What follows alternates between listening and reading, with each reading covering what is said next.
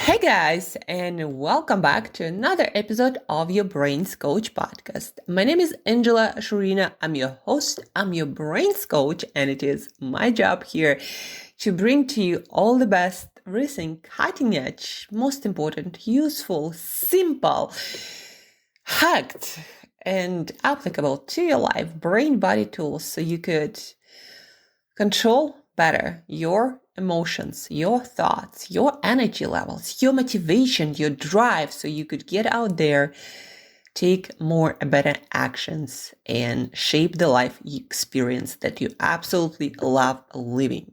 Today, guys, we are going to talk about health and why if you work with your brain, if your career, your business depend on your brain, you should care about your health. And most importantly, it's not that complex. And I want you to leave this podcast today feeling inspired, like you want to make changes, empowered, like you can, and it's easy, and you have the time and resources, and driven that you actually will do something and you start acting, not just thinking about that. Yesterday, I had a pleasure and absolute joy of doing this half day experience for a team of 60 people at one consulting company here locally, face to face in Cape Town. And we talked about movement, we talked about nutrition, and we talked about stress, fitness, and we talked about sleep. But most importantly, we talked about struggles and barriers to doing the things that we know are probably better for us. But I think even more important, we started, and I did it on purpose, with asking ourselves, like, why do we want to do this in the first place? Why taking care of your health should be one of the primary things you should take care of. Let me ask you this question. Is your income important to you, to the quality of your life, to taking care of yourself and your loved ones and making impact in the world and having a meaningful life experience?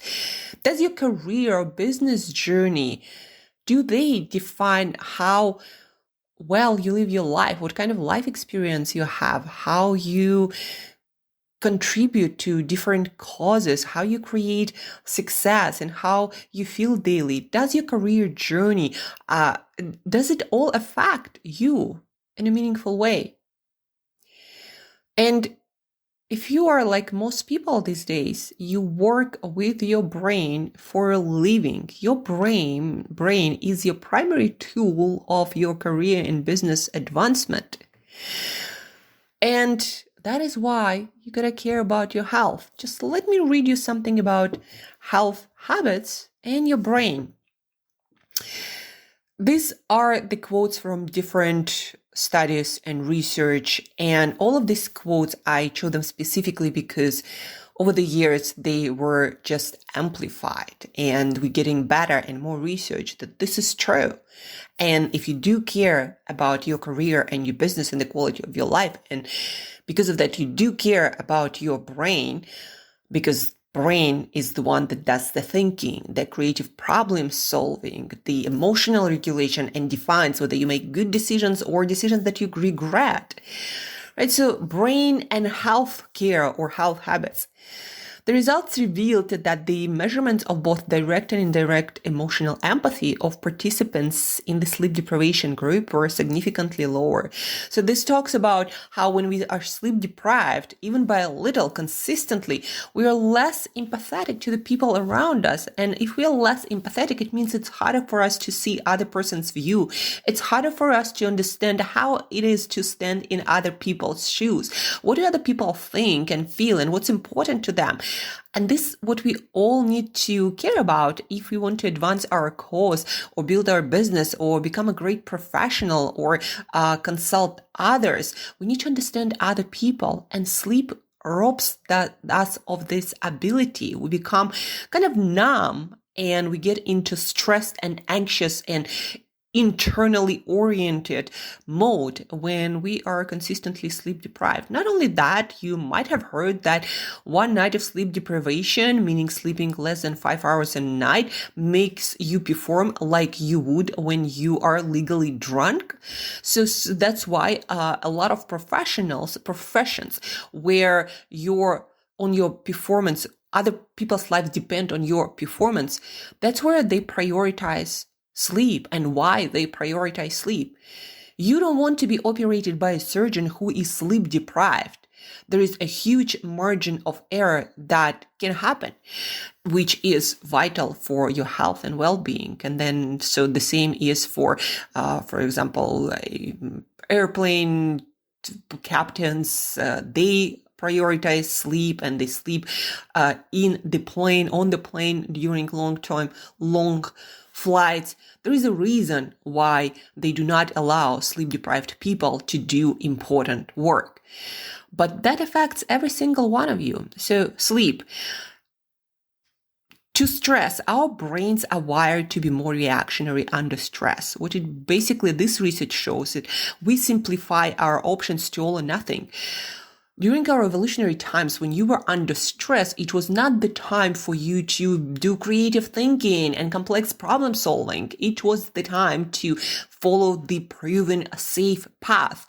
And your brain is the same. It's wired exactly the same way. When we are chronically under stress, it turns off our creativity, our learning. We're going to just keep running in cycles. Don't you think that is important? Learning is important. Creativity is important. Innovating, being present, being great communicator, solving other people's problems well. Do you think that is important for your career and your business? So under stress, when you don't know how to manage daily stresses, when you don't lower your stress on purpose intentionally, your brain becomes dumb. Another one, around activity, prolonged sitting has been associated with poor executive function. Executive function is everything that your prefrontal cortex, this thinking logical part of your brain, the most complex part of your brain, that is your executive function. So your executive function, your memory, your attention, other cognitive skills, important cognitive aspects of work performance are diminished.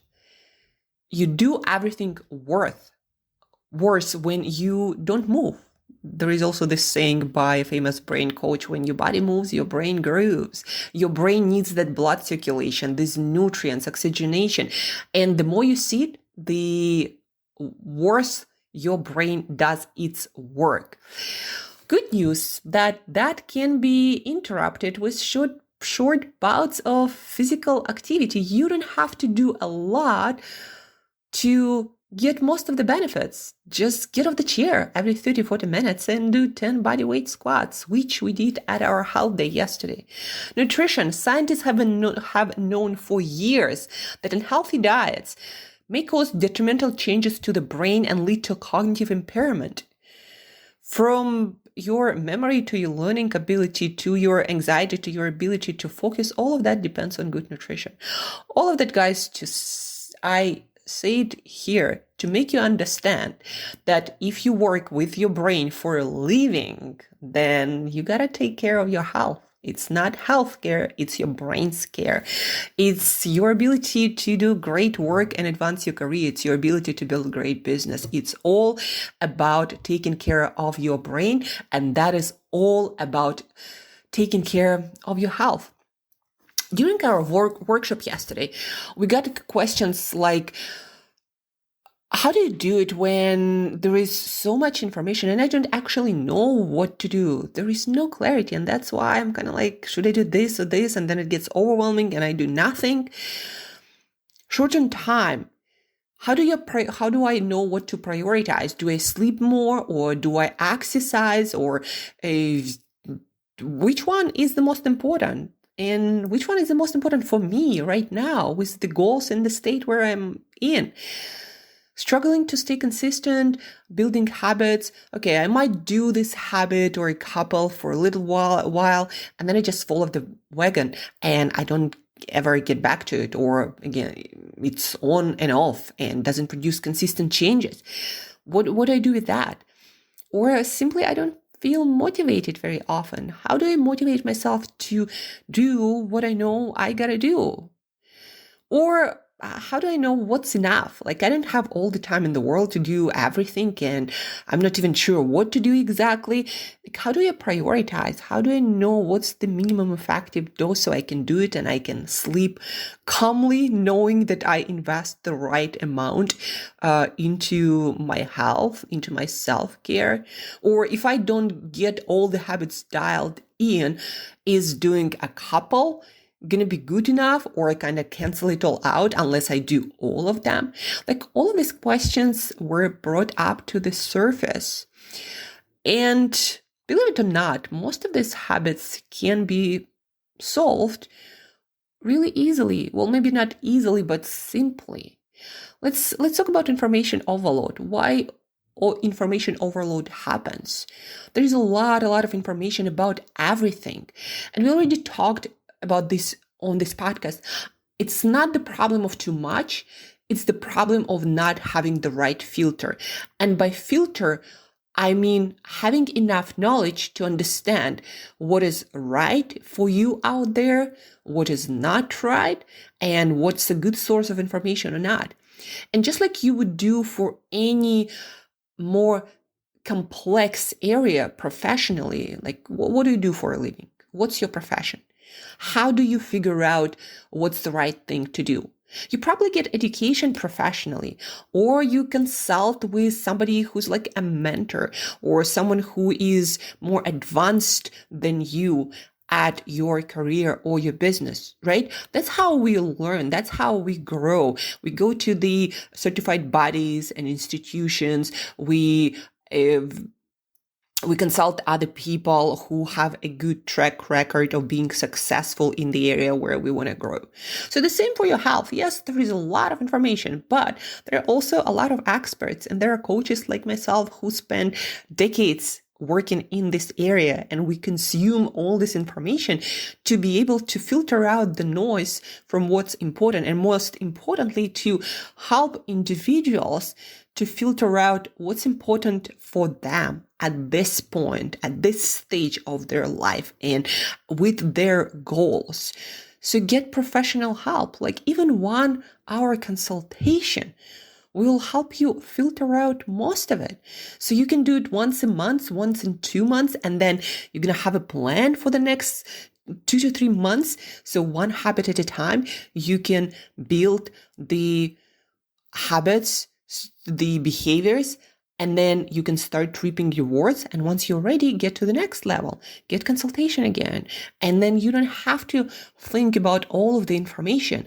Professionals save you years of figuring it out on your own. So shortcut your learning cycle. Get a consultation with a professional. So that's how you remove information overload. There is no other way. There has never been another way. We learn from each other. And that's why we get education. And that's why it's good that we have educational institutions or different certifications or different resources that are more credible. Time management and priorities. From my perspective, it's actually very simple. Once you know what to do, once you get good information from a professional or again, some educational institution, you'll understand what you need to do at this stage, the next logical step. And you can only take one next logical step at a time. With health, it's actually even easier because the things that you need to do well, you already do them, just not so well. You already invest in your food, in your nutrition. You already move from one place to the other. You already do sleep and go through your day. You just do it not in the right way. So what you invest in your eating, for example, ends up hurting you more than helping you, but you do eat already. And when it comes to exercise, you can redesign your lifestyle a little bit or introduce what became very popular exercise snacks into your daily routine, which doesn't require you to get any extra workout time or any fitness or gym membership, and you're going to get most of the benefits. Obviously, you're not going to become a fitness cover kind of person because that takes a lot of work. Mastery of anything takes a lot of work. But you will get 80% of the benefits from just reorganizing your lifestyle a little bit, knowing what the minimum effective dose is and how to fit it simply into your lifestyle and get, again, back to getting information from good sources and shortcutting your learning cycle and saving yourself decades of lessons learned through trial and error, or decades of pain that you get from not taking care of your health, or decades of not getting the results in your career because your brain is so foggy and unfocused all the time. Just think about that, what you are prioritizing and where you're creating struggle for yourself more than necessary. So time management and priorities, you already do things, you just do them in the wrong way. And that's where actually I consider health and fitness to be much easier than professional development. There is a lot less ambiguity and like questions about what is good and what is not good when you start working with professionals, not with the next health and fitness influencer. And then building consistent habits, a lot of hurdles, a lot of struggles, a lot of questions we got around building consistent habits. Like, how do you build habits? And that is also has been simplified in behavioral change science. And for most people, there is a combination of three next things. First of all, get very clear and very small on every single habit. So to give you an idea, you want to start taking your fitness to the next level and you're pretty much at zero. Like some of my clients, do 10 push-ups while you boil your eggs. That's where you start. That is a very precise, small habit. And then a year later, they go for an hour of exercise every day because all of a sudden they got a passion for fitness. You see, you always find the time for what you like and what you feel the benefit of and what you consider important. And that changes as you start walking the path. There is this Rumi saying, as you walk the path appears. But applied to fitness and health habits, as you start taking small actions, you change. And what you're able to do also changes. Plus, with greater health and fitness, you become more efficient with your work as well. And all of a sudden, you have a lot more time versus always struggling with getting things done because you don't have energy and focus. And because of that, you have to stay up late. And because of that, you don't sleep well. And because of that, the next day you feel like crap. And because of that, you don't have energy and you're not productive. Like all of that snowballs. And then you don't feel like you have time for anything. But it all actually starts with you feeling good, and you feeling good starts with your health. So back to building consistent habits. So starting small and very clear plan of action, like one action for the next 2 weeks. And it's got to be very small, very clear, very specific. Like again, 10 push-ups while you boil your eggs. Then the next one is you got to motivate your brain to maintain discipline. And motivation is all about knowing strong reason to take the action, understanding why it's important and how it affects your life, how it affects who you are and how it connects to your deeper values. Like a lot of people think, oh, why my reasons, my values, fluffy stuff. It's not fluffy. It's what makes you do things consistently. And if you consider that to be fluff, then yeah, everything around values and reasons and meaning and fulfillment is fluff.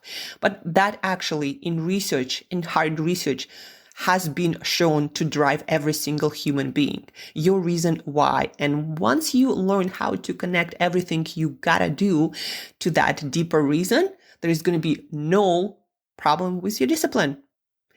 You're going to be disciplined for every single thing you want to do once you learn how to connect to the deeper reasons for you to live and create impact and get after your goals that you consider vital in your life.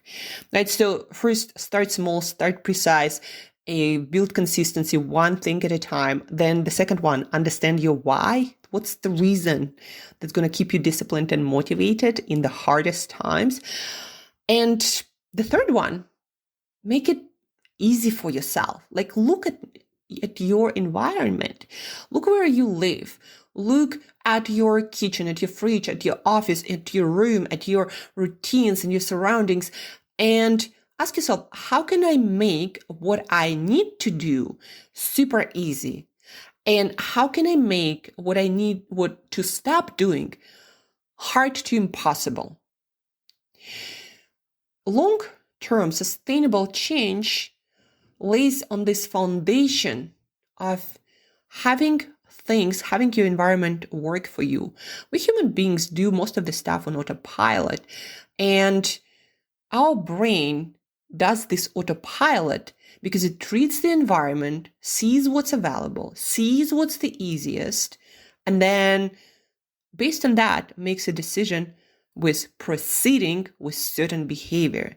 So if you kind of can sum it up, what you see is what you get. And there is a whole body of research showing that if you see more chocolate in your kitchen all the time, you're going to eat more chocolate. If you see more fruit, you're going to eat more fruit. Now, with my clients, when we work on, for example, eating more fruit and veg, I don't even allow them to have pineapples in their fridge because I tell them that is going to be too complicated. You're not going to be able to peel that pineapple because you don't have enough reason, enough motivation, enough discipline, enough habit. Even I don't buy whole pineapples. I buy them cut because I know it's going to be too much work for me to peel that pineapple. So why I'm talking about pineapples? Make it simple and you'll be surprised how much easier it's going to become to build any habit. If you decide to go to the gym, then choose the one that is easiest. On the easy part, if you have a partner who goes to a specific gym, or you have an accountability buddy, or you have a whole group of people who will keep you accountable, then yes, go to the gym with them because social accountability is even stronger than your environment.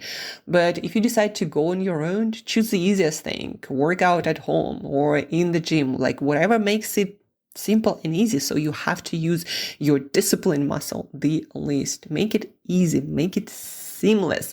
That's what behavior change science tells us. You want your team, you want your company, you want your whole division to act differently. Reorganize your environment so the behavior you want them to do is the most simplest thing they can be doing. And then start doing it yourself. We always are affected by our social environment, especially if we look at our leaders and we see them doing things, then we start doing them as well because we want to be alike. We want to be like them. So to simplify habit building, again, start small, one very precise habit at a time. Start with your level so it feels easy and you require less motivation than more. The second thing is know your why. And the third thing is make it easy. Reorganize your environment so it supports what you want to do. And that's what we talked about at the health day, besides all the specifics around sleep and movement and things like exercise snacks and how you can interrupt your workday with a few squats every 30-45 minutes. And that has been shown to be almost just as effective as a daily workout, depending obviously on your workout. I'm not going to say that heavy squatting is the same as doing 10 desk squats, but you're going to get 80% of health benefits from doing those things that you won't even notice after a while. So that's also been a huge takeaway from our health day, that things we want to do aren't actually that complicated when we know what to do. And that's where professionals like myself come in, who save you years of trial and error and years of suffering because you never put anything into practice when you could. That's it for today's podcast, folks. If you do want to do a health day experience remotely or in person, please do get in touch with me, Angela at brainbreakthroughcoach.com. Even better on Instagram, Angela Brain Body Coach, all one word. What else? If you do decide to invest in your health and save yourself decades of suffering in all different domains from pain to not delivering your best performance. So if you decide to shortcut your way to health and career and business success, then also reach out for that session to get your plan for the next 2-3 months. So then you can get the next steps and you know exactly what to do and what's minimum effective dose of your health investment. So you can start getting better without spending hours and hours of time wondering and figuring it out and falling off the wagon and getting back on it, right? So reach out, Angela Brain Body Coach, and share this podcast with at least one person who you think might benefit in one way or the other. Be the change. Okay? Share the knowledge, share the enthusiasm, the excitement, good tips, so we all get better faster, we suffer less, and create more positive impact. And that's about it. Thank you for your attention. Thank you for your energy. Thank you for your time. If I can help you in any way, please do reach out. Instagram, Angela Brain Body Coach. And till next time, invest in your health, because that will transform your life. Not just how you feel, but also your career, your business, and pretty much everything else about you. Talk to you soon and have an awesome weekend.